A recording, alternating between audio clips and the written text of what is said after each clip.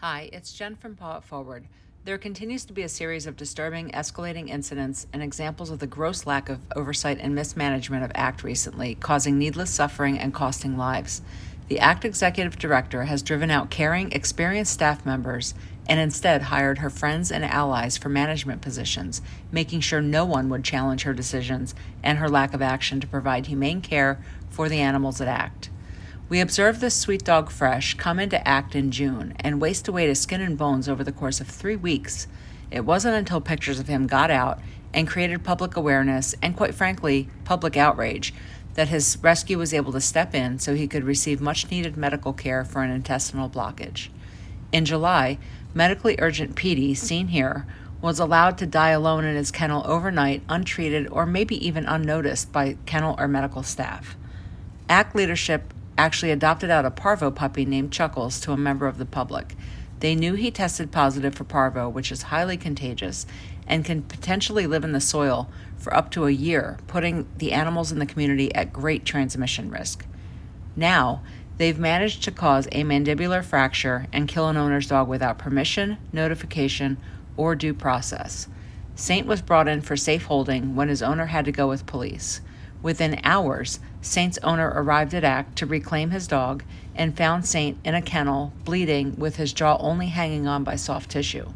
ACT leadership blamed the injury on police at first, then stated he was hurt on premise with no clear explanation how that horrific injury occurred under their care.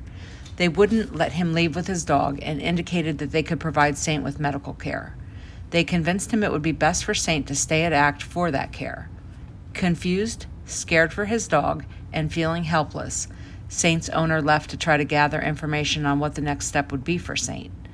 While he was trying to come up with a plan, and within hours of arriving at ACT, the decision was made by the executive director to kill Saint, a dog that was not relinquished to them, a dog that was not actively dying, a dog they were fully aware of having had a known owner, a family dog with a little boy who was going to miss his best friend.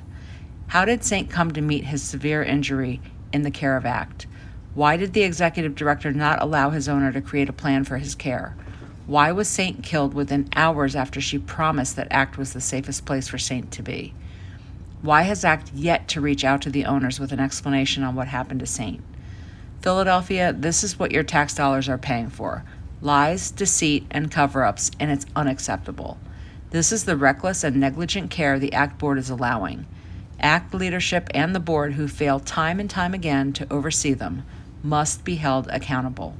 Let's take measures to prevent this from happening to more defenseless animals. We urge the public, staff, volunteers, and rescues to come forward and share with us any incidents you've experienced with this ACT leadership and board so we can bring it to legal attention.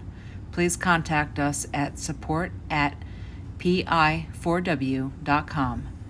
Change can't happen if everyone remains silent.